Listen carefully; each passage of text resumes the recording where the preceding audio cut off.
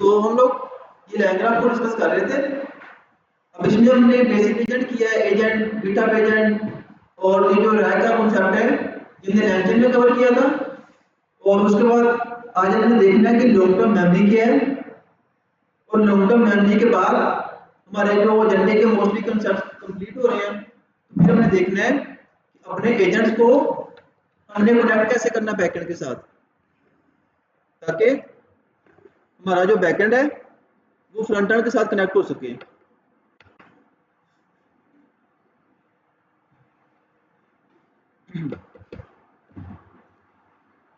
I think ये खराब है।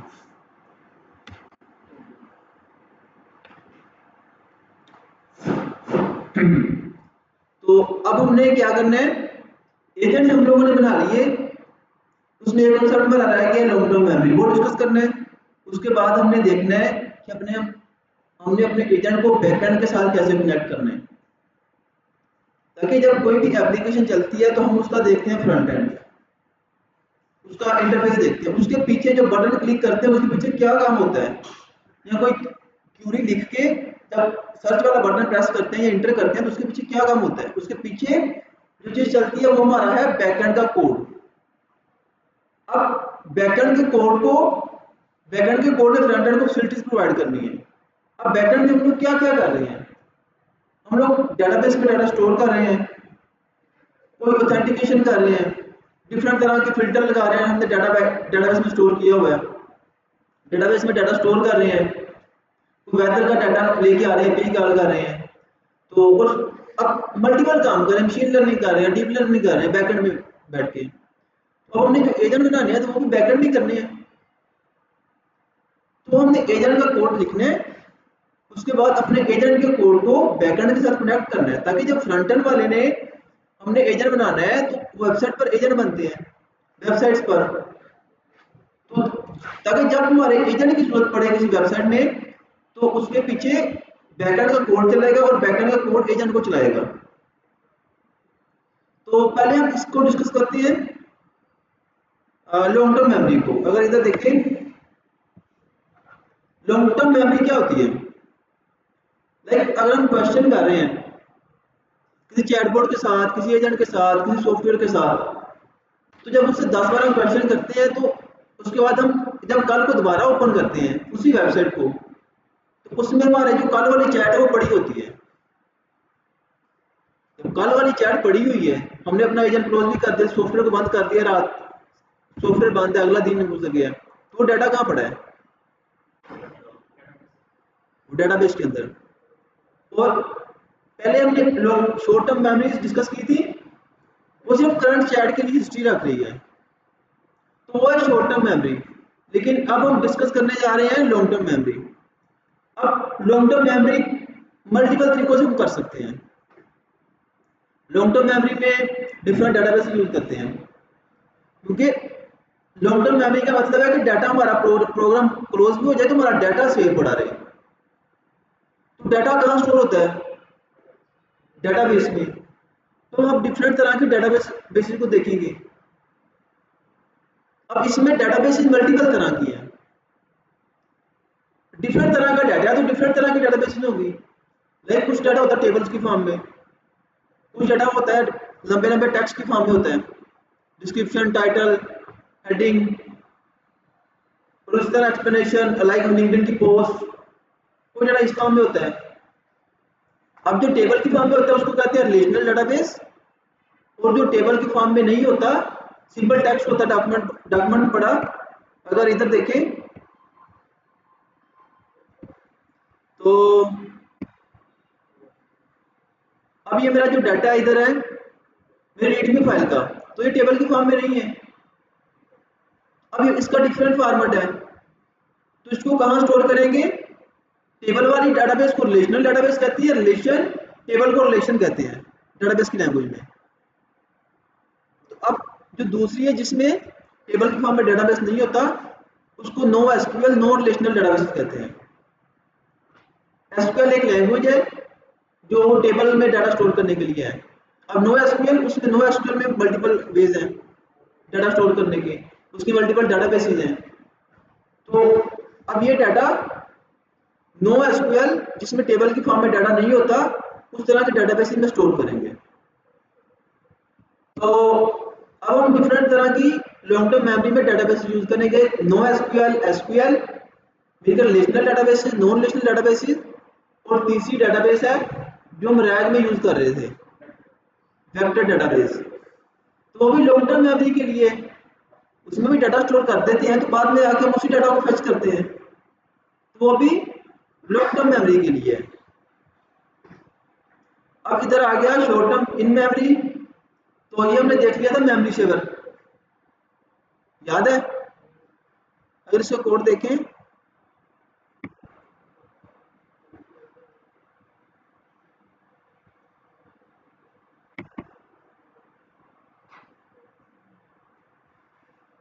तो इधर नहीं पढ़ा, इधर अपने कोड में देखते हैं आगे।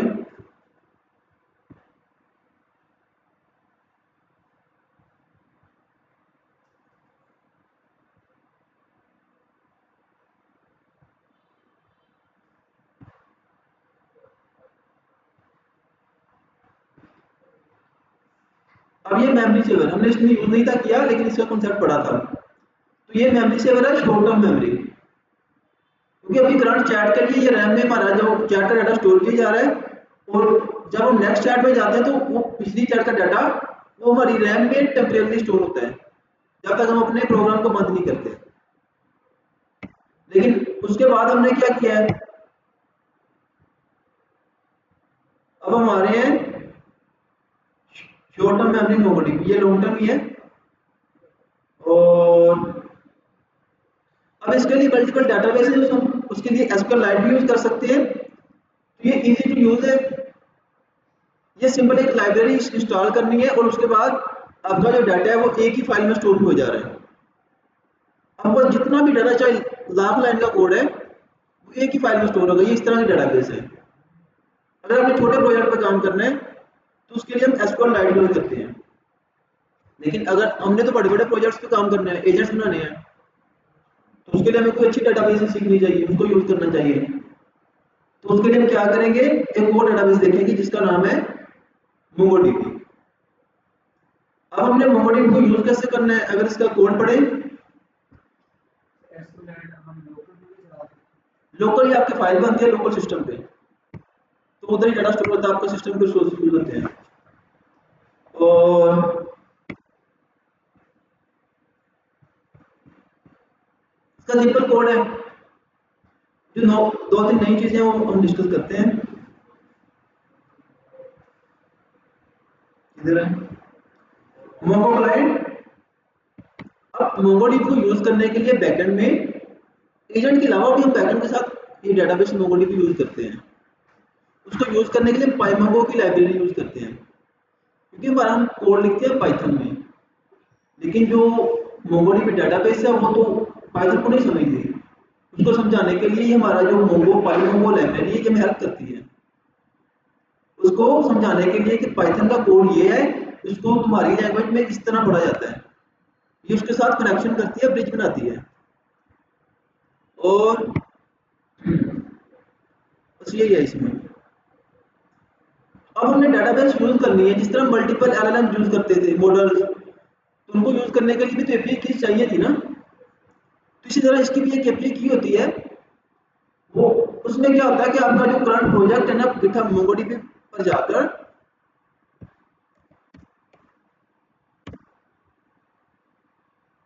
मोंगोडीबी डेटाबेस का नेम है, आपने इधर जाके अपना अकाउंट बनाना है और जाके अपना एक नया प्रोजेक्ट बनाना है। जब आप एक नया प्रोजेक्ट बनाएंगे तो आपने, क्योंकि आपने बैकएंड में जाके अपना बैकएंड का यूआरएल नहीं सिर्फ देना, आपने ये भी बताना है कि मैंने उसमें ये वाला प्रोजेक्ट बनाया है, ताकि डेटाबेस में मल्टीपल प्रोजेक्ट्स होते हैं, आपने अपने करंट वाले प्रोजेक्ट के बैकएंड के लिए कौन सा प्रोजेक्ट यूज करना है।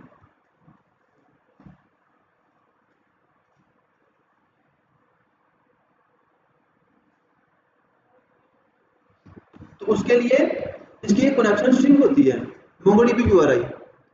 तो आप एक नया प्रोजेक्ट बनाएंगे, अभी थोड़ा टाइम ले रहा है।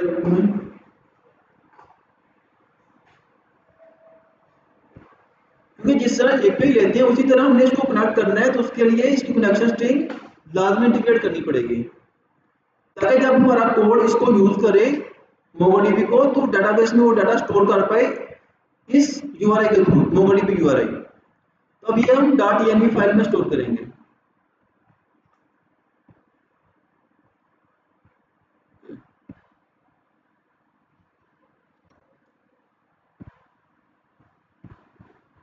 अब इधर आगे मल्टीपल प्रोजेक्ट्स है हमारे पास, तो अगर मैं नया प्रोजेक्ट भी क्रिएट करूं,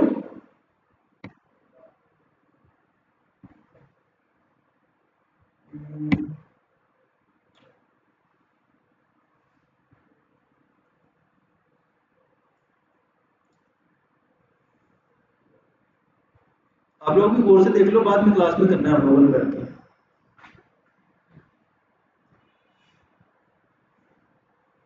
जो लोग साथ साथ कर सकते हैं वो साथ साथ कर लें।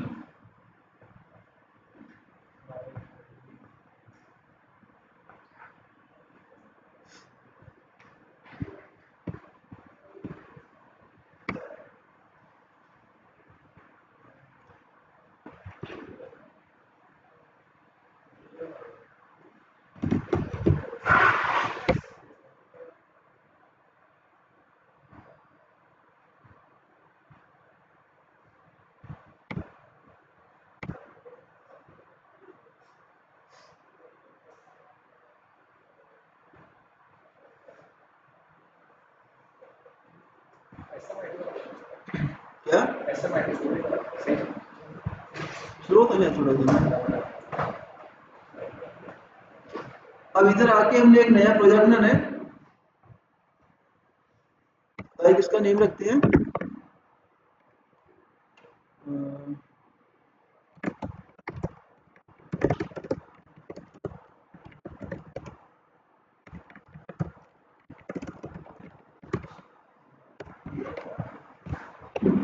तो अब इसको हम नेक्स्ट पे जाते हैं, क्रिएट प्रोजेक्ट।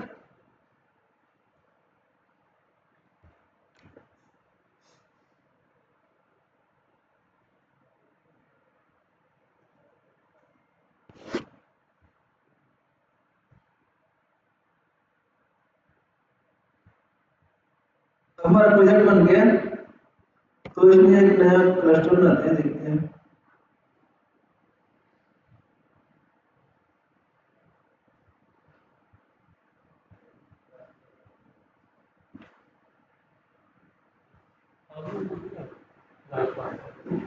तो अब क्लस्टर जीरो, इसका नेम डिफॉल्ट हम क्लस्टर जीरो रखेंगे। अगर हमने फ्री टायर यूज करना है इसका मोंगोडीबी का, तो हर प्रोजेक्ट में एक क्लस्टर जीरो जो आपको फ्री प्रोवाइड करते हैं डाटा स्टोर करने के लिए, तो इसको क्रिएट डिप्लॉयमेंट करते हैं।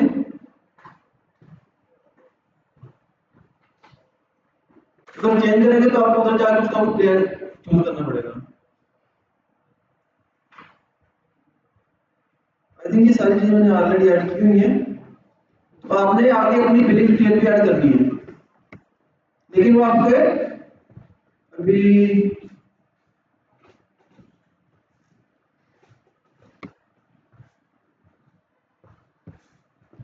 आई थिंक मुझे ये नहीं शो करना चाहिए।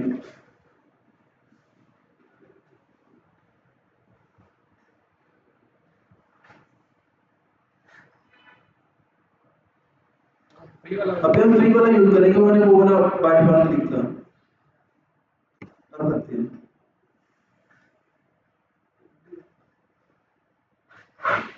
तो अब आगे उसके बाद हमने क्या करना है, इधर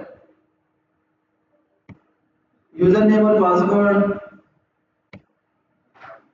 वो डिफॉल्ट में ऐड करते हैं वो।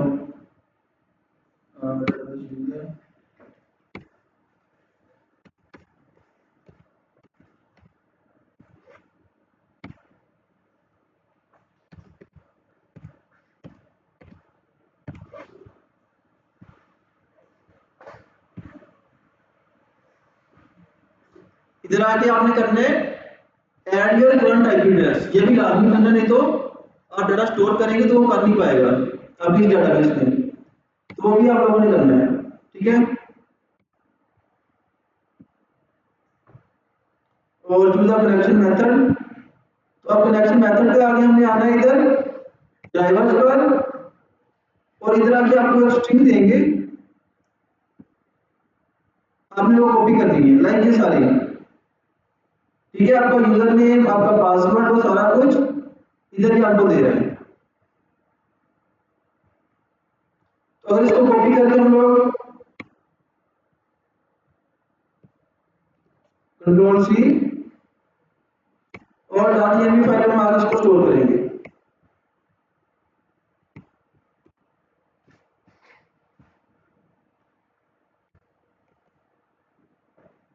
db url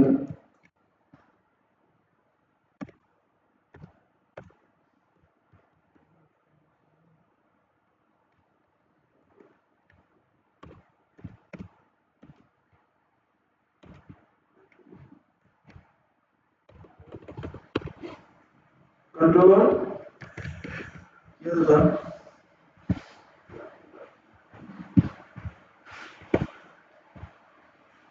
इसको कॉपी करते हैं,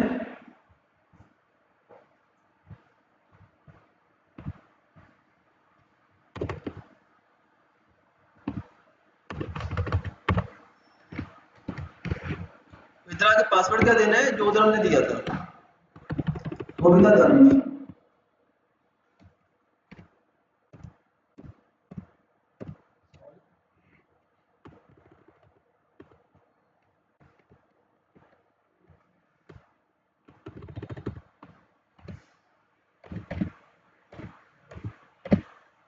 दानिश ठीक है। तो अब इसको ये भी दे दिया हम लोगों ने।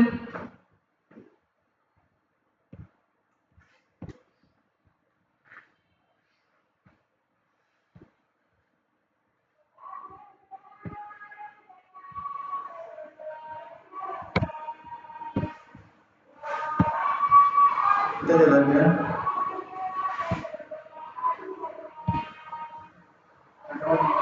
कंट्रोल, ठीक है। तो हमने यूआरएल दे दिया और वापस आते हैं।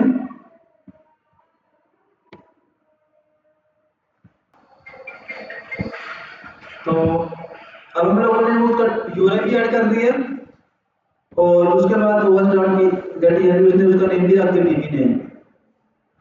अगर नहीं मिलेगा तो ऑटोमेटिकली बाय डिफॉल्ट ये दे रहे हैं, ठीक है। और कलेक्शन, उसका कलेक्शन टेबल का नेम है, जिसमें टेबल होता है उसी तरह इधर कलेक्शन कहते हैं हम लोग, उसका नेम रखते हैं थ्रेड्स। अब ये मोंगो क्लाइंट यूज करके पाइमोंगो से वो लाइब्रेरी के थ्रू हम मोंगोडीबी के साथ कनेक्शन बना रहे हैं क्लाइंट के थ्रू। अब एक वेरिएबल के पास हमारे डेटाबेस का कनेक्शन आ गया है। इधर बता रहे हैं क्लाइंट को, बता रहे हैं डीबी का नेम, ये वाला डीबी का नेम और कलेक्शन बता रहे हैं। डीबी का नेम क्या, कलेक्शन का नेम क्या, इधर हमने सारी चीजें डिफाइन कर दी। अब सिंपल एलएलएम में स्टेट है और ये एक नोड है एजेंट की जो एलएलएम को कॉल करेगी, ठीक है। अब इधर क्या है, state graph add node assistant, उसके बाद वो ऐड एचएस कर रहा है, मतलब कि स्टार्ट एंड दरमियान में सिर्फ एक असिस्टेंट है, एक ही नोड है हमारे पास। और अब यहां तक हमने जो चीजें पढ़ी हैं वो आई है। इसके बाद हमने क्या करना है,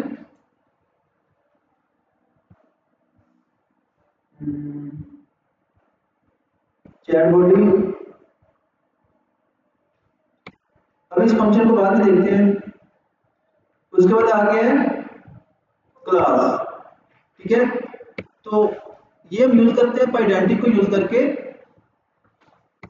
पाइडेंटिटी को यूज करके हम एक क्लास बनाते हैं वैलिडेशन के लिए कि हमारा जो डाटा है, इस जो एलएलएम ने इस तरह का डाटा एक्सपेक्ट करना है या इस तरह का डाटा लाभ के आउटपुट में देना है। हम एलएलएम को ये चीजें भेजते हैं कि इस तरह का स्पेसिफिक फॉर्मेट हो, लेकिन अभी के लिए हम उससे सिर्फ मैसेज की फॉर्मेट डाटा ले रहे हैं या दे रहे हैं एलएलएम को। तो अब उसके बाद आ गया थ्रेड आईडी।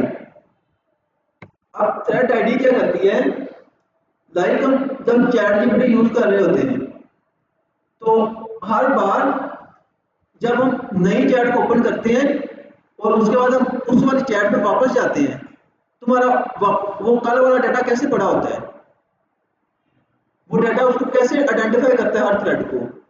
हमारे पास मल्टीपल चैट्स है तो हर चैट का एक थ्रेड होता है, ठीक है। तो और हर थ्रेड के पास हमारा डाटा होता है। और अब हम थ्रेड कैसे क्रिएट कर रहे हैं, अभी इसको बता रहे हैं कि ये थ्रेड है। लाइक जब हमने इसको कॉल करना है चैट बॉडी को तो मैसेज देगा और साथ में हमने उसको थ्रेड आईडी देनी है, ताकि जो हमारी करंट चैट का जो डाटा स्टोर हुआ है हम उसको इजीली गेट कर सकें। अब हम जब भी कोई नया चैट ओपन करते हैं तो जब नया चैट ओपन होता है तो ये थ्रेड आईडी ऑटोमेटिकली क्रिएट हो जाती है। अब ये क्रिएट कैसे करते हैं ऑटोमेटिकली, हम इधर एक यूयू आईडी यूज करते हैं पाइथन से, तो ये हर बार यूनिक आईडी बना देती है। अब हर बार जैसे नया थ्रेड ओपन करेंगे वो एक यूनिक आईडी बना देगा उस थ्रेड का। तो कल को जब हमने वापस आना है तो हमने सारी आईडीज होनी है, सिर्फ हमने एक आईडी को क्लिक करना है तो उस आईडी के पीछे सारा डाटा आ जाना है। या फिर ऐसा होगा कि अगर हम चैट जीपीटी पे जाते हैं तो साथ में सारे थ्रेड्स का डाटा पड़ा होता है। लेकिन जब हम चैट जीपीटी को ओपन करते हैं तो हमारे जो सारे थ्रेड्स हैं उनका डाटा वो लाके इधर लोड कर देता है। कैसे, वो यूनिक आईडी वाला सारा जो टेबल है उसको लोड करते हैं और उस आईडी के साथ यूजर की चैट होती है, तो उसके थ्रू यूजर की चैट भी आके हमें शो होती है। अब हमने आईडी भी देख ली और मैसेज भी देख लिया। मैसेज क्या है, या यूजर का मैसेज है या एआई का मैसेज है। और उसके बाद और क्लास चैट आउटपुट। अब चैट बॉडी क्या है, जब हमने एलएलएम को कॉल करना तो उसे क्या क्या जाएगा, एक मैसेज जाएगा यूजर का और थ्रेड आईडी जाएगी। थ्रेड आईडी अगर तो वो चैट पहले हो रही है तो वो थ्रेड आईडी चली जाएगी, अगर नहीं हो रही तो उधर हम फिर यूनिक आईडी क्रिएट करके देंगे इसको, जब हमने एलएलएम को नया चैट ओपन करना है। अगर हमने पुराने चैट को लेना है, उसका डाटा गेट करना है, तो फिर हम कैसे गेट करेंगे। अब आ रहा है चैट की आउटपुट, थ्रेड आईडी इधर यूज हो रही है और जो उसका रिप्लाई है वो शो हो रहा है। अगर देखिए हम, अब आ गया हमारा बैकएंड। तो बैकएंड क्या चीज है, बैकएंड अगर फ्रंट एंड हमारा चल रहा है उसके पीछे जो भी उसके बैकएंड पे जो भी काम हो रहे हैं, बटन के प्रेस होने पे गेट प्रोफाइल डाटा, प्रोफाइल का डाटा कैसे आता है, फ्रंट एंड पे तो शो नहीं होता, फ्रंट एंड ने तो सिर्फ इंटरफेस देना है। जब वो गेट प्रोफाइल डाटा करेगा बैकएंड पे रिक्वेस्ट आएगी, फिर बैकएंड वो रिक्वेस्ट डेटाबेस को भेजेगा, डेटाबेस से रिक्वेस्ट जाएगी, डेटाबेस डाटा उठा के बैकएंड को देगा, फिर बैकएंड वही डाटा उठा के फ्रंट एंड को देगा, फिर फ्रंट एंड वो डाटा हमारा शो करवाएगा। अब हमने क्या करना है, बैकएंड को थोड़ा सा पढ़ना है। तो बैकएंड हम कर रहे हैं फास्ट एपीआई में। बैकएंड हमारा मल्टीपल फ्रेमवर्क्स में होता है, जांगो में होता है, फास्ट एपीआई में होता है, और भी कई फ्रेमवर्क्स हैं, लेकिन जो फास्ट एपीआई सबसे एडवांस है, मार्केट में यूज हो रहा है बैकएंड का फ्रेमवर्क। ये बहुत फास्ट है, इसके और बहुत से फायदे हैं। आप लोग इसको जाके अच्छे से सर्च कीजिएगा कि बैकएंड फास्ट एपीआई का क्या है, बैकएंड चीज क्या है, ठीक है। अब ये फास्ट एपीआई बैकएंड क्या होता है, सर्वर होता है, ठीक है। अब ये जो सर्वर है हमारे सारे बैकएंड के कोड को होस्ट करेगा।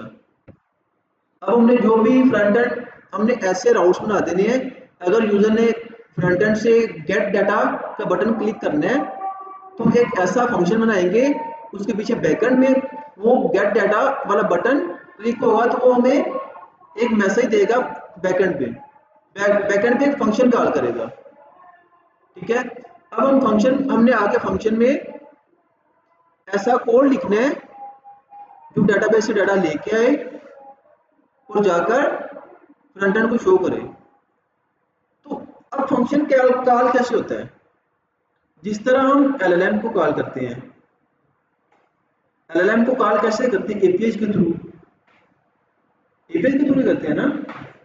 रिक्वेस्ट जाती है, एपीआई जाती है बैकएंड पे, उसके एलएलएम के पास, उसके मॉडल के पास, प्रोवाइडर लाइक ओपन एआई क्या है, ग्रोक है, कुछ भी है, तो उस एपीआई को वेरीफाई करते हैं, फिर डाटा सेंड करते हैं। इसी तरह हम बैकएंड में कोई भी काम करना है, हमने डाटा गेट करना है, डिलीट करना है, ऐड करना है, अपडेट करना है, हर काम के लिए एक एपीआई बनाते हैं हम लोग बैकएंड में। अब हर छोटे से छोटे काम के लिए भी हम लोग बैकएंड में एपीआई बनाते हैं, ताकि फ्रंट एंड का जब बटन प्रेस हो तो बटन प्रेस होने के पीछे जो काम हो वो एपीआई कॉल हो। एपीआई कौन सी? बैकएंड के उस फंक्शन की। अगर यूजर ने प्रोफाइल का डाटा गेट करना है, वो गेट प्रोफाइल वाले बटन को क्लिक करेगा, उसके पीछे एपीआई कॉल होगी, जो एपीआई आके बैकएंड के एक फंक्शन को कॉल करेगी। उस फंक्शन में हम कुछ भी कोड लिख सकते हैं। उस फंक्शन में कोड लिखेंगे कि वो डाटाबेस से डाटा ले आए। जब डाटा आ गया फिर वो फंक्शन चलेगा। फिर फंक्शन जब भी चलता है पाइथन में तो आपने देखा है कि फंक्शन कुछ रिटर्न करता है। जो फंक्शन रिटर्न करेगा ना, फंक्शन क्या रिटर्न करेगा? अगर हम डाटा शो करवाना चाह रहे हैं तो डाटाबेस से डाटा गेट करेंगे, उसके बाद रिटर्न में वो डाटा शो करवा देंगे। जब वो रिटर्न जाएगा, रिटर्न का डाटा वापस फ्रंट एंड के पास जाएगा जहां से वो बटन क्लिक हुआ था। अब वहां पर फ्रंट एंड डेवलपर ने उस डाटा को पकड़ना है और शो करवा देना है, इस तरह के फॉर्म बना के एम्प्टी। लेकिन अगर पोस्ट का डाटा शो करवाना है तो किस तरह का यूआई होगा, अगर वो फाइल का डाटा शो करवाना है किस तरह का यूआई होगा, तो वो फ्रंट एंड डेवलपर का काम है। ठीक है, अब एपीआई की समझ आ गई। हम ज्यादा डेप्थ में नहीं गए, लेकिन आपको आइडिया हो गया। कोई कंफ्यूजन यहाँ पर? एपीआई की बैकएंड की, बैकएंड क्यों यूज कर रहे हैं?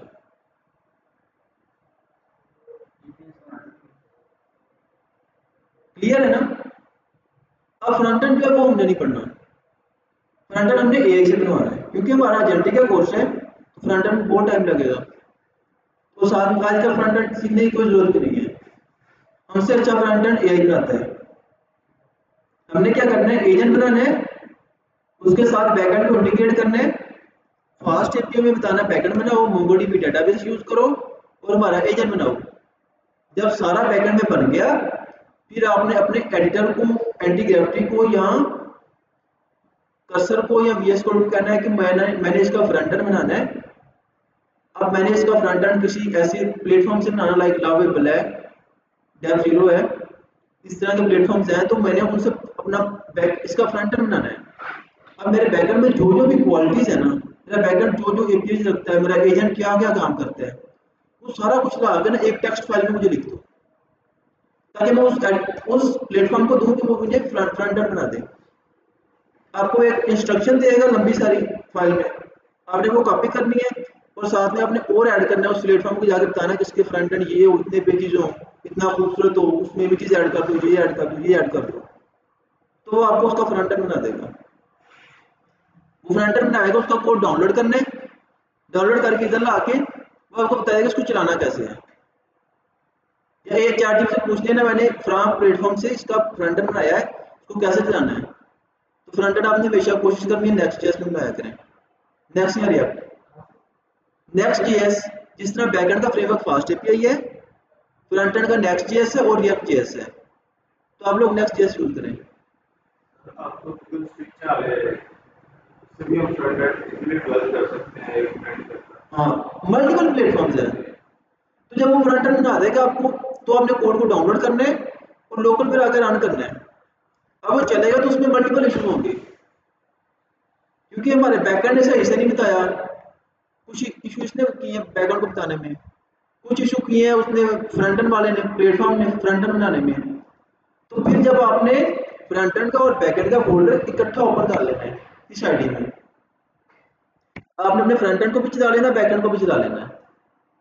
फ्रंट एंड पे जाएंगे तो इधर आके वो आपको एक लोकल होस्ट की तरह का यूआरएल दे देगा, उधर जाएंगे तो आपका जो फ्रंट एंड सारा शो हो जाएगा। फ्रंट एंड जब शो होगा तो आपने डिफरेंट काम करने हैं, कुछ चलेंगे कुछ नहीं चलेंगे बैकएंड से। कहीं पर एपीआई कॉल हो रही है, कहीं पर डाटा गेट हो रहा है, नहीं हो रहा, कहीं पर डाटा डिलीट नहीं हो रहा, कहीं पर एलएलएम की क्यूरी नहीं आ रही। फिर आपने वो सारे एरर वन बाय वन आके एडिटर को बताने हैं आईडी को, तो वो सोल्व करेगा। इस तरह आपने अपना पूरा प्रोजेक्ट बनाना है। Front end, back and clear. इसी तरह हमारी किसी भी एप्लीकेशन में 4 लेयर्स होती हैं मोस्टली, एक फ्रंट एंड की, एक बैक एंड की। फ्रंट एंड यूजर को शो होता है। अब फ्रंट एंड से जो काम करना है, वो बटन क्लिक करना है, उसके पीछे जो काम परफॉर्म करना है वो बैक एंड ने करना है। बैकएंड ने वो रिक्वेस्ट फ्रंट एंड से रिसीव करनी है। अब बैकएंड ने रिक्वेस्ट रिसीव की, अब बैकएंड के पास बैकएंड दो काम करता है, एक डाटा स्टोर करता है और दूसरा हम बैकएंड में एआई इंटीग्रेट करते हैं। दो काम होते हैं ना बैकएंड में, एक डाटा स्टोर करता है, रिट्रीव करता है, अपडेट कुछ भी करना है तो वो बैकएंड डाटाबेस में ही होगा। तीसरी लेयर डाटाबेस और जो चौथी लेयर है वो एआई है। उसमें एआई में कोई भी काम परफॉर्म करना है, एलएलएम यूज करना है, मशीन लर्निंग, डीप लर्निंग करनी है, एजेंट बनाने हैं, तो वो बैकएंड के साथ इंटीग्रेट होंगे। अब जो बैकएंड है ना, फ्रंट एंड के साथ भी वो इंटीग्रेट हो रहा है, डाटाबेस के साथ भी वो इंटीग्रेट हो रहा है, एआई के साथ भी वो इंटीग्रेट हो रहा है। तो इसीलिए जब आप लोगों ने एजेंट बना लिया तो फिर आपको चलाने में इशू आएगा। इसीलिए मैं आपको बैकएंड एक्सप्लेन कर रहा हूँ। और इसका अच्छा फ्रेमवर्क कौन सा है? Fast API. मार्केट में ये बेहतर यूज हो रहा है, इसकी स्पीड ज़्यादा है। अगर आपने पाइथन में बैकएंड बनाना है, अगर बनाना है आपने जावास्क्रिप्ट में, तो उसके लिए नोड जेएस है, वो तो हमने करना नहीं है, पाइथन में एजेंट बना रहे हैं, तो इसलिए हम फास्ट एपीआई का बैकएंड बनाएंगे। अगर फ्रंट एंड बनाना है एआई से, तो उसे कहना नेक्स्ट जेएस में बनाओ। और अब आगे हमारे दोबारा टॉपिक पे वापस आते हैं हम लोग। तो अब आ गया फास्ट एपीआई। फास्ट एपीआई की एक लाइब्रेरी है जिससे हम यूज करते हैं फास्ट एपीआई का ऑब्जेक्ट। ये एक वेरिएबल है। अब देखिए हम इधर आके एक सिंपल वेरिएबल बना रहे हैं। अब सिंपल वेरिएबल के पास पूरा हमारा जो बैकएंड है वो सारा इसके साथ इसके ऊपर चलेगा, इस वेरिएबल के। कोई भी फंक्शन हमने बनाना है जो फ्रंट एंड पे चले या डाटाबेस में डाटा ऐड करे, एआई को यूज करे, तो सारे फंक्शन हमने इस वेरिएबल के साथ रजिस्टर करवाने हैं।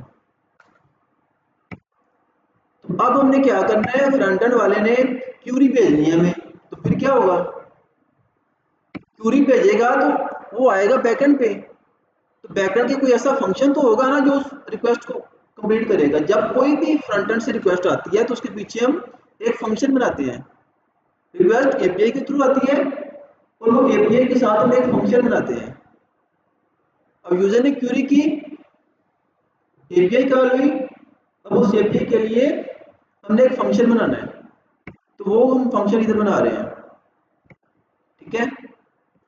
अब ये डिफरेंट मेथड, अगर आपने डाटा क्रिएट करना है बैकएंड में फ्रंट एंड से, तो उसके लिए ऐप डॉट पोस्ट लिखते हैं। अगर आपने फ्रंट एंड से डाटा गेट करना है, ऐप डॉट गेट लिखते हैं। अगर डिलीट करना है तो ऐप डॉट डिलीट लिखते हैं। ये स्टैंडर्ड्स है इंडस्ट्री के। गेट डिलीट इस तरह हमने लिखना है। अगर डिलीट करना है तो ऐप डॉट डिलीट, अगर अपडेट करना है ऐप डॉट पैच, हाँ पुट, ये दो तरीके हैं। पोस्ट में क्रिएट करने के लिए, अपडेट करने के लिए पुट या पैच। तो अभी के लिए हमने सिंपल चैट करनी है। तो जब चैट करनी है तो हमारा जो डाटा है, चैट हमारी डाटाबेस में स्टोर भी तो होगी ना, तो उसके लिए हमें फास्ट पोस्ट का राउट यूज करना है। आप इनकी डेप्थ में नहीं जाना, सिर्फ इसको समझे ताकि आप अच्छी प्रॉम्प्ट दे सकें। अब ये क्या कर रहे हैं, इसके पास आ रही है बॉडी। अब हर फंक्शन के पास पैरामीटर्स होते हैं। पाइथन किस किस को नहीं आती? बिल्कुल नहीं आती। आती है ना, फंक्शन का पता है ना, कोई भी लैंग्वेज को आती है ना। ऐसा कौन सा बंदा है जिसको कोई लैंग्वेज नहीं आती? कुछ भी नहीं आता। एक लैंग्वेज कर लो तो सारी लैंग्वेज आपको समझ लो आती है। उसमें हर लैंग्वेज में फंक्शन होते हैं, हर लैंग्वेज में फंक्शन होते हैं, सेम कॉन्सेप्ट है। फंक्शन क्या काम करता है, उसे कोई इंस्ट्रक्शन आती है, अपना काम करके आउटपुट दे देता है। ये स्पेसिफिक ब्लॉक ऑफ कोड है जो स्पेसिफिक काम करता है। अब उन्हें क्यूरी करनी है तो ये क्या कर रहा है, अब जब हम बात करते हैं, हंस क्यों रहे हो आप लोग? क्या बात है, क्या बात है? मजाक कर रहा हूं मैं? तो अब हमने क्यूरी करनी है, तो हम नई चैट में गए हैं, क्यूरी कर रहे हैं, तो हम कल को हमने उस क्यूरी वाला, उस चैट वाला डाटा भी लेके आना है। तो सबसे पहले तो हम उस क्यूरी वाले चैट की एक आईडी बनाएंगे ना। तो अब इसने चैट का मतलब हम जाके चैट करेंगे एलएलएम से या एजेंट से। तो सबसे पहले हम एक आईडी बना रहे हैं। अगर देख लें पहले आईडी क्रिएट है उस थ्रेड की, उसी थ्रेड में दोबारा क्वेश्चन हो रहा है। अगर दोबारा क्वेश्चन हो रहा है तो हम बॉडी से थ्रेड आईडी आ जाएगी उसी थ्रेड में। अगर नहीं तो यूनिक आईडी हमारी ये डू आईडी जो लाइब्रेरी है पाइथन की, ये हमें यूनिक आईडी क्रिएट कर देगी। अब threads dot find one ID T ID. अब ये क्या कर रहा है, अगर थ्रेड पे जाए तो अब ये क्या कर रहा है, इसने कनेक्शन बनाया डेटाबेस के साथ, क्लाइंट के वेरिएबल ने डेटाबेस के साथ कनेक्शन बनाया है। अब ये थ्रेड क्या कर रहा है, क्लाइंट को कनेक्शन को पकड़ रहा है और कनेक्शन को कह रहा है कि डीबी का नेम ये वाला है, ये वाला डीबी का नेम इस वेरिएबल के अंदर स्टोर है, और फिर कलेक्शन का नेम ये वाला है थ्रेड्स। अब थ्रेड के पास डाटा आ गया उस पूरे टेबल का, हमारी जितनी भी चैट्स हैं। लाइक अब जब चैट करते हैं मल्टीपल थ्रेड्स होते हैं, तो सारे थ्रेड का एक हमने कलेक्शन बना लिया, एक टेबल बना लिया। अब ये हमारे पास टेबल है जिसका डेटाबेस से कनेक्शन है और इसके पास सारे थ्रेड्स का डाटा जो डेटाबेस में पड़ा हुआ है। अब जब इसका डाटा पड़ा हुआ है तो हम कह रहे हैं थ्रेड्स डॉट फाइंड वन और ये वाली आईडी भेज रहे हैं, ठीक है, ये वाली आईडी उसे भेज रहे हैं। अब जो आईडी जाएगा, आईडी टेबल में जाएगी तो उस आईडी से रिलेटेड हमने सारी चैट भी स्टोर की होगी, तो आईडी के थ्रू हम सारी उस चैट का डाटा भी ले आएंगे, ठीक है। अब इस वेरिएबल डॉक्यूमेंट के अंदर वो सारी चैट हमारी स्टोर हो जाएगी, हिस्ट्री रोज, ठीक है। अब ये function I think history rows list और क्या कर रहा है, dog messages if dog else empty. तब डॉग में जाके मैसेजेस पकड़ रहा है वो सारे, डॉग हमारा जो वो करंट चैट से रिलेटेड जितना भी डाटा हमारा पड़ा हुआ है, आईडी के थ्रू हमने एक थ्रेड को पकड़ा। अब उस थ्रेड में जो मैसेजेस हैं, लाइक ये एक थ्रेड को लेके आया ना, थ्रेड्स में से एक थ्रेड को लेके आया है। अब उस थ्रेड में जो मैसेजेस पड़े हुए हैं वो हमने लिए हैं। अगर है, अगर पहली चैट हो रही है तो फिर एम्प्टी अरे इधर स्टोर कर दो। अब उसके बाद दो फंक्शन कॉल कर रहे हैं, एक फंक्शन इधर हो रहा है रोज टू मैसेजेस, जो डाटा को लेके आ रहा है डेटाबेस से, उसमें रोज की फॉर्म में डाटा पड़ा हुआ उसको मैसेजेस की फॉर्म में कर दो। हिस्ट्री रोज हमारी डेटाबेस में पड़ी हुई है। अब फिर उसी मैसेजेस में वो पेंड कर रहा है जो मैसेजेस हमारे डेटाबेस से आए हैं। इधर देखो जो मैसेजेस हमारे डेटाबेस से आए हमने यहाँ इसके थ्रू गेट किए हैं, उसी मैसेजेस को पकड़ के जो नया मैसेज है वुमन का बॉडी डॉट मैसेज, उसको भी पुराने मैसेज के अंदर ऐड कर रहा है। पुराने मैसेज जो पहला डाटा हमारा डेटाबेस में पड़ा हुआ है, करंट मैसेज जो यूजर ने करंट क्यूरी की है, अब वो सारे मिलके एक मैसेजेस अरे के अंदर स्टोर हो गए। इधर क्लियर है, समझ आ रही है आपको, फास्ट समझ चल रहा है। यार इन 3-4 लाइनों को समझो ना, पहले आईडी क्रिएट हो रही है, लेकिन हम जब भी चैट करते हैं, चैट जीपीटी की सिंपल एग्जांपल है, अगर देखें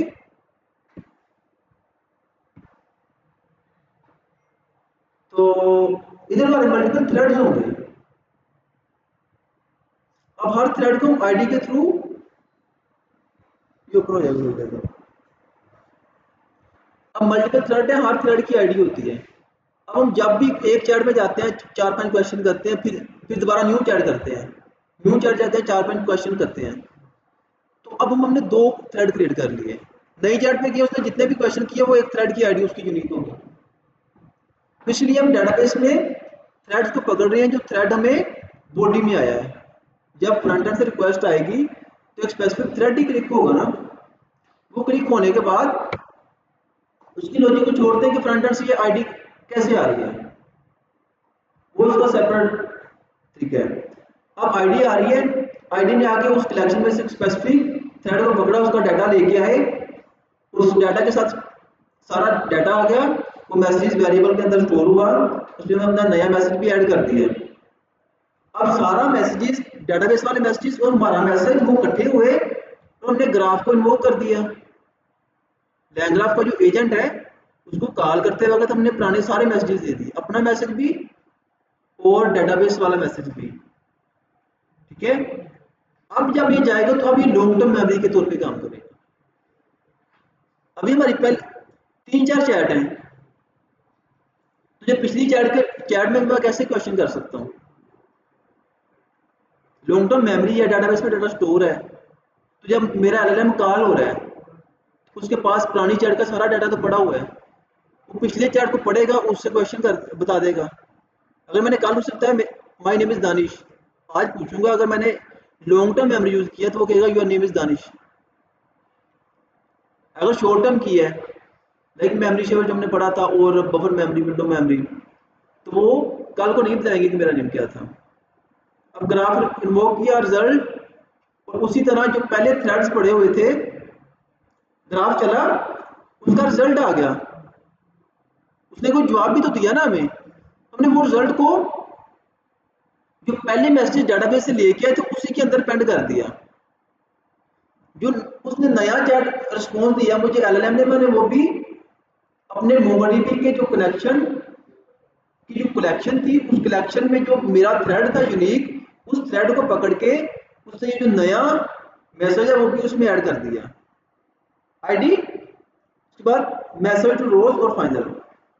फाइनल क्या है जो इसने रिस्पॉन्स दिया है, फाइनल जो ग्राफ को इन्वोक हुआ तो रिजल्ट में आया। अब रिजल्ट में हमने सिर्फ मैसेजेस को पढ़ा, क्योंकि जब ग्राफ चलता है तो उसमें मल्टीपल वेरिएबल में डाटा स्टोर होता है, उसकी स्टेट क्या है, इस तरह चीजें होती हैं। हमने सिर्फ मैसेजेस को पकड़ा और फाइनल वेरिएबल के अंदर रखा, उस जो रिस्पॉन्स है उस रिस्पॉन्स को हमने बताया कि ये वाली आईडी है, उस कलेक्शन की, कलेक्शन में जाकर उस थ्रेड की ये वाली आईडी है, और उसमें ये वाला फाइनल जो रिस्पॉन्स है वो ऐड कर दो।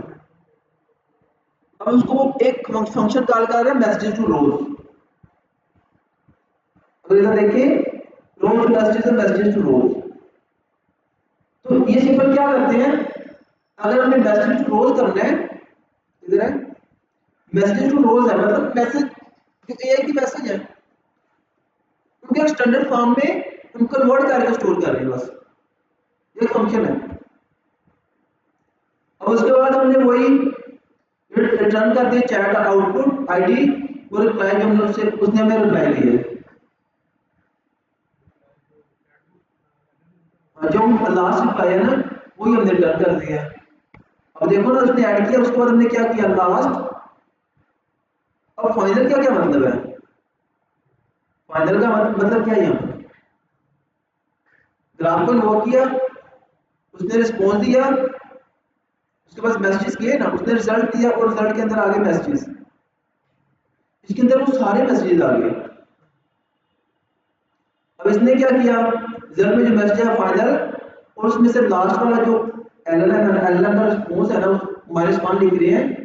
अगर अरे के अंदर -1 लिखे ना तो लास्ट वाले इंडेक्स को पकड़ता है, वो डाटा इधर ला के वो लास्ट वाला मैसेज क्या होगा जो एलएलएम ने दिया है, तो उसको हम इधर शो करवा रहे हैं। उसके बाद क्या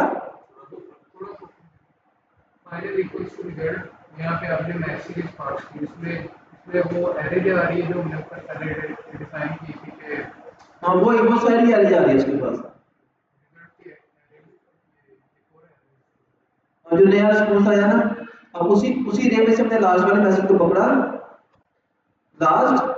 अब इस लास्ट के बाद हम क्या कर रहे हैं, लास्ट का कंटेंट पकड़ा एग्जिस्टेंस लास्ट ये मैसेज एल्स, तो ये वो लॉजिक लिख रहा है। उसके बाद वो रिटर्न क्या कर रहा है, चैट आउटपुट ने क्या हमें आउटपुट दी है, एक हमारी आईडी थ्रेड आईडी।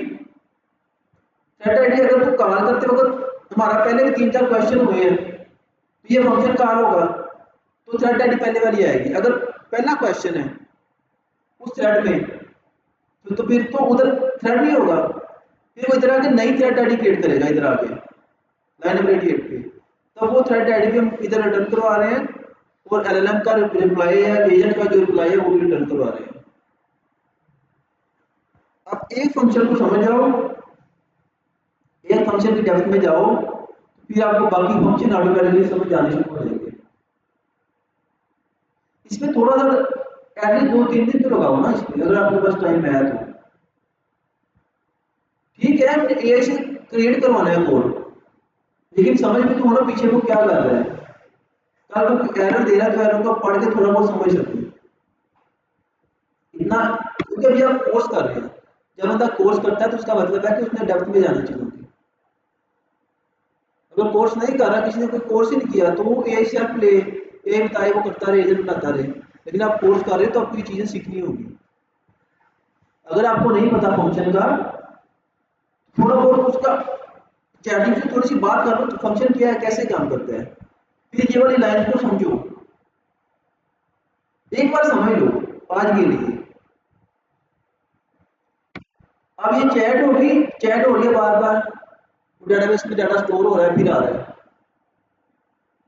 अब अगर हमको डाटा सारा गेट करना है स्पेसिफिक आईडी के थ्रू, तो वो यहाँ पर गेट करेंगे। ठीक है, अब क्योंकि मैंने अभी आपके सामने डाटाबेस को कनेक्ट किया है, डाटाबेस में अभी तक कोई टेबल नहीं है, कोई थ्रेड नहीं है, कुछ भी नहीं है, तो आपके सामने ही चलाने जा रहा हूँ। अभी पता नहीं एक डेमो होगा या कोई मेरे कोड में इश्यू होगा नहीं होगा, तो आपके सामने मैं भी करता हूँ और आप लोग भी करें। अब बैकएंड को चलाते कैसे हैं? बैकएंड को चलाने के लिए एक यूनिकोड का सर्वर है। जिस तरह फ्रंटेंड के कोड को कहीं पर डिप्लॉय करते हैं ना, तो जो कोड को जो चीज जो होस्ट करती है वो सर्वर होता है। कोई भी कोड है वो चलता है कहीं पर तो वो रिसोर्सेज देखता है। अगर हमारे पीसी में चल रहा है कोड तो हमारे पीसी के रिसोर्सेज लेगा। कल को जब हम उस कोड को किसी वेबसाइट पर स्टोर कर देंगे, वो वेबसाइट उसे चलाएगी तो वो वेबसाइट सर्वर होगी। अभी हमारा जो बैकएंड है, बैकएंड ने एक यूनिकोड की लाइब्रेरी है, उसको यूज करके वो हमारे बैकएंड के लिए एज सर्वर काम करेगा। हमारे पीसी पे इस कोड को चलाने के लिए एज बैकएंड का सर्वर काम करेगा। तो हम लिखेंगे यूनिकोड और उसके बाद इस ऐप का नेम, इस फाइल का नेम, कॉपी पाथ और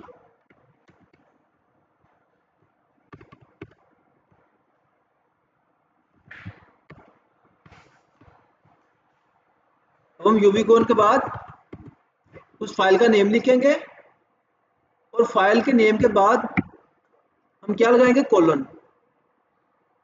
डॉट पीवाई नहीं लगाना, कोलन लगाना है, कोलन। और उसके बाद हमने क्या करना है, ये जो हमने वेरिएबल बनाया था जो हमारे डेटाबेस को, हमारे बैकएंड को होस्ट करेगा, जिसके ऊपर सारे एंड पॉइंट, सारी एपीआईज रजिस्टर होंगी, उसका नाम क्या रखा था हमने, उस वेरिएबल का नेम क्या रखा था, ऐप। देखिए ना इधर ऐप। तो हमने ये फंक्शन बनाया था, ये एक एपीआई है, एपीआई के पास साथ में एक फंक्शन लिखते हैं। एपीआई फ्रंट एंड और बैकएंड के साथ काम कनेक्शन करती है, और जब फ्रंट एंड से कनेक्शन रिक्वेस्ट आती है तो ये एपीआई इस फंक्शन को कॉल करती है। ठीक है, अगर कोई भी काम करना हो तो फ्रंट एंड हमेशा रिक्वेस्ट भेजता है, वो इस एंड पॉइंट के थ्रू, एपीआई के थ्रू आती है, और उस काम को पूरा करने के लिए हम एक फंक्शन लिखते हैं। ठीक है, तो हमने ऐप पे वो सारे फंक्शन रजिस्टर करवा लिए। अब हमने बैकएंड को चलाना है, बैकएंड को चलाने के लिए यूनिकोड का सर्वर है, उसके बाद उसका नाम लिखने के बाद हम उस करंट फाइल का नेम लिखेंगे, सिर्फ नेम, डॉट पी एक्सटेंशन नहीं लिखनी, वो नेम लिखा, फिर बाद में इस वेरिएबल का नेम लिखेंगे जिसको हमारा बैकएंड सारा होस्ट है, उसका नेम क्या है, ऐप। ठीक है, अब इसको चलाएंगे तो हमारा बैकएंड चलेगा। ठीक है, लेकिन उसके बाद हम डैश डैश रीलोड लिखेंगे, तो जैसे हम बैकएंड में कोई भी चेंज करेंगे तो ऑटोमेटिकली वो बैकएंड उसको अडॉप्ट कर लेगा। लेकिन हमने एक गलती की है, यहाँ पर गलती क्या की है, हम बैकएंड को चलाने तो जा रहे हैं, तो बैकएंड को चलाने के लिए वो बैकएंड को चलाने वाली लाइब्रेरी इंस्टॉल तो करनी है। हम क्या करेंगे, पिप को कहेंगे इंस्टॉल करो, pip install fast API, pip install PyMongo. ठीक है, अगर यहाँ पर इंस्टॉल ना हुई तो हमें एरर देगा।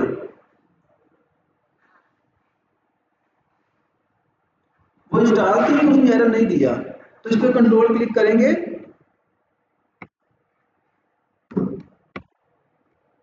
या इसको जाके कॉपी पेस्ट करके ब्राउजर पर लिखेंगे, तुम्हारा बैकएंड चलेगा।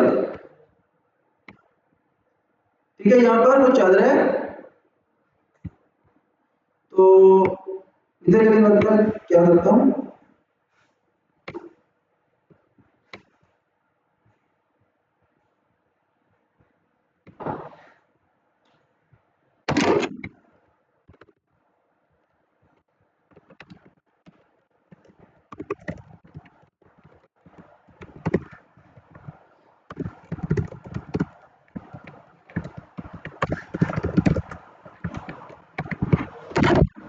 तो अब डिफरेंट हम फंक्शन बना रहे हैं।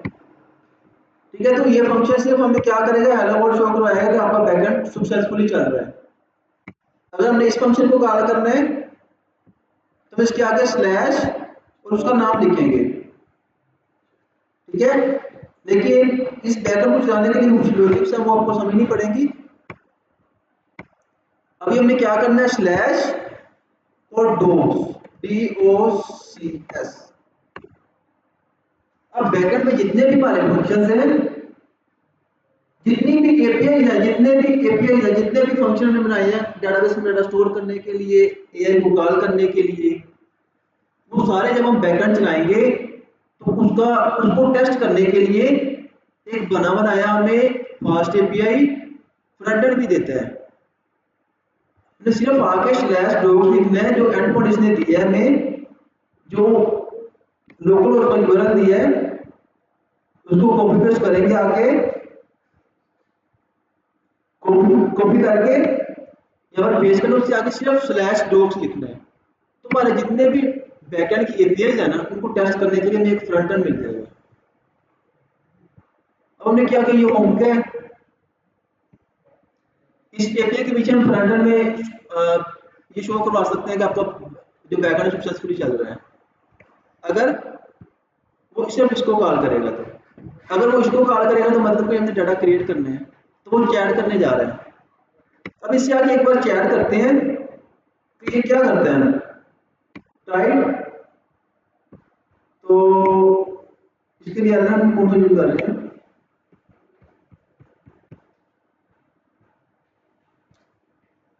AML की यूज कर रहे हैं, तो वो है आई थिंक डॉट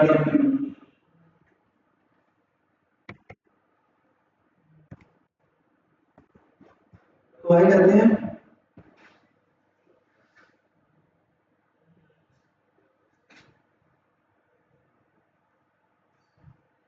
अब देखते हैं वो क्या कर रहा है, वैल्यू देता है यहाँ कोई,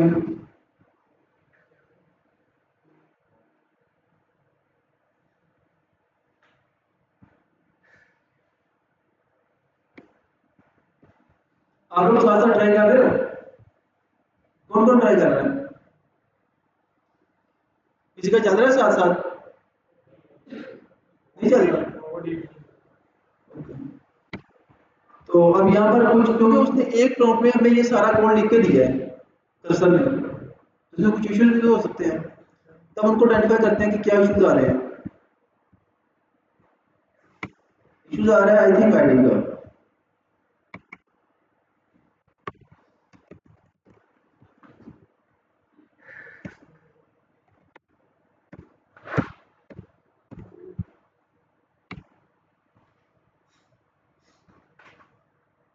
इंटरनल सर्वर लग रहा हो।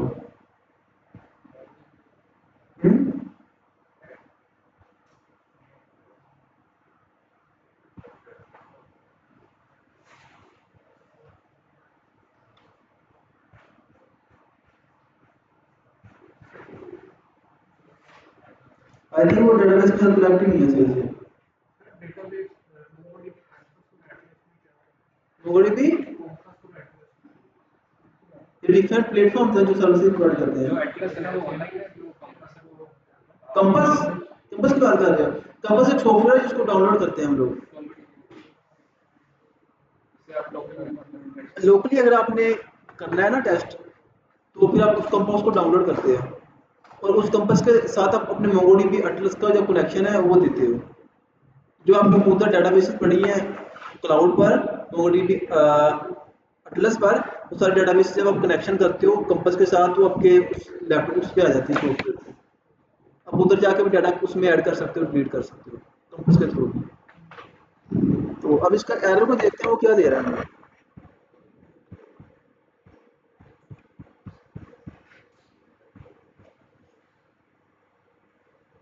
environment create in the file.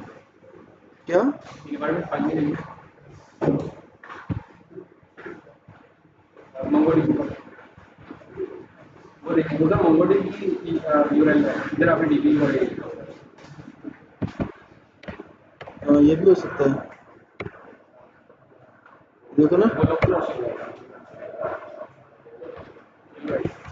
DB URI बस ये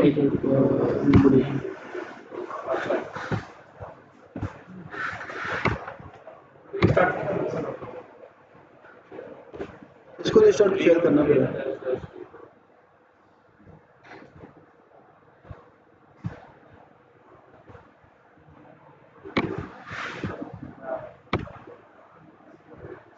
वो स्टार्ट हुआ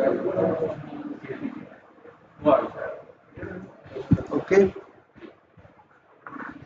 अब ये कह रहा है हाय, मैंने कहा हाय तो वो कह रहा है hello how can I assist you today.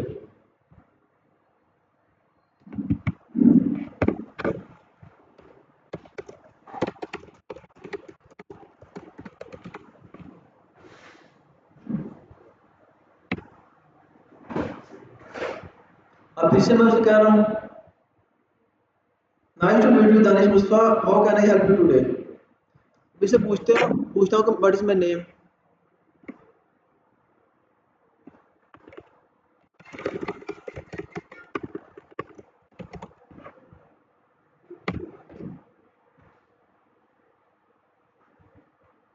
Your name is Danish Mustafa, how can I assist you further. इससे क्लियर हो रहा है कि वो डाटा उसके पास स्टोर है, पड़ा है। तो अगर हम इधर आके देखें कि सच में उसने डाटा कहीं पर स्टोर किया है, इस इधर जाके आपने आना है कलेक्शन पर, तो वो इधर कहीं पर होगा।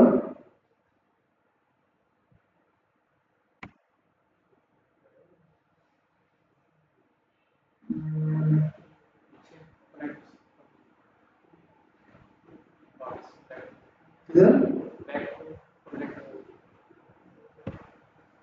जब कलेक्शन अगर जब क्रिएट होती है फिर ऑप्शन आता है, वो रिफ्रेश हो जाता है। नहीं वो नहीं है, अब पहले कलेक्शन क्रिएट नहीं थी, अब हो गई है, उसमें जा रहे हैं तो अब इधर थ्रेड शो हो जाएगा।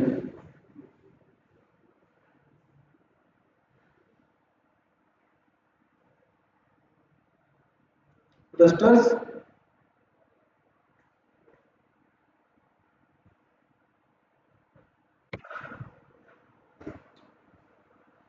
अब लेगा थ्रेड्स, ठीक है।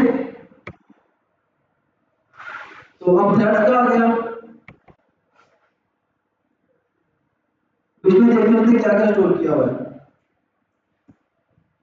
अब अरे उसमें 6 क्वेश्चन है, 3 मेरे और 3 एआई के। रोल यूजर हाय दानिश, उसके बाद क्या है role assistant hello how can I assist you today. उसके बाद क्या आएगा role user my name is Danish Mustafa. आपको क्या करें नाइस टू मीट यू। अब क्लियर है कि हम लॉन्ग टर्म मेमोरी में डाटा कैसे स्टोर करते हैं डेटाबेस में, क्लियर है। आईडी भी बना रहे हैं, यूनिकली आइडेंटिफाई भी कर रहे हैं, और हमारा डाटा भी किस फॉर्म में स्टोर हो रहा है हमने आपको वो भी दिखा दिया है। अब यहां तक किसी को लॉन्ग टर्म मेमोरी में कोई इशू, कोई क्वेश्चन।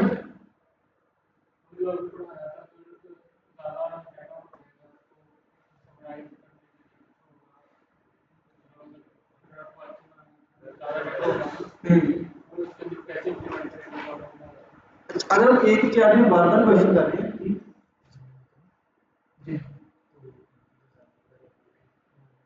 हाँ वो पोर्टल पे क्रिएट कर दूंगा, कल तक फिर सबमिट करवा दूंगा। बता देंगे क्या करना है, वो डिस्क्रिप्शन में रख दूँगा सारा।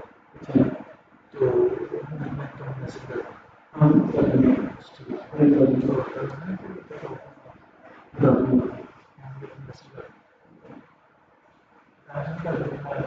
जी ठीक है।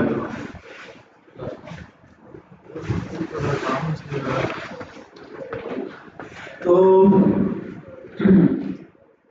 अब हमने डेटाबेस में डाटा स्टोर भी कर लिया। क्वेश्चन था आपका